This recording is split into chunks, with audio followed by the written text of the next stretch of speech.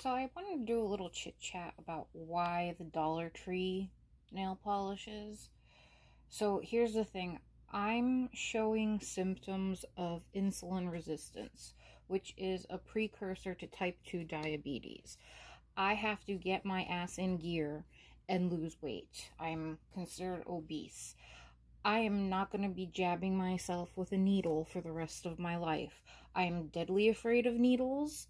I am like the only alt girl on the planet that does not have tattoos. That is how afraid I am of needles. So I have to get my health back to a situation where it's good quickly. Okay, I'm starting to have, like those dark patches of skin and things like that. That's not a good thing. So it's 2 miles in going back and forth to my local Dollar Tree. If I go there every day and spend $1.25 on a nail polish, I'll be getting about the same amount of exercise that I would in a gym because it's about a 40-minute walk. That's my plan. So I'm going to be featuring the Dollar Tree nail polishes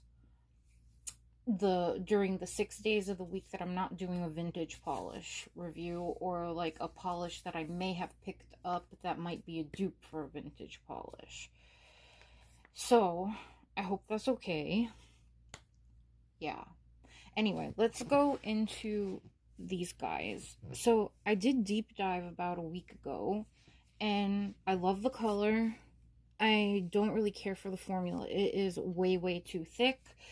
I had to thin it out a lot. I like my nail polishes the viscosity of like a ranch dressing, or maybe a little bit thinner than that, where they kind of drip and still float.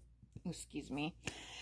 And it wasn't that. It was really thick. The only thing is, when I thinned it out to the consistency that I like to work with, it turned it from a 1-coat polish to like a 3-coater.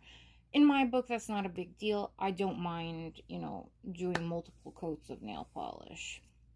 So that's the only thing with this one. The thing is if you leave it in its actual thick jelly kind of consistency, when you put on the first coat, it doesn't completely cover the nail, and you go in for that second coat to kind of perfect it. But when you do that, it picks up the nail polish you already deposited on that first coat and leaves like little bald spotches. So I don't really like that.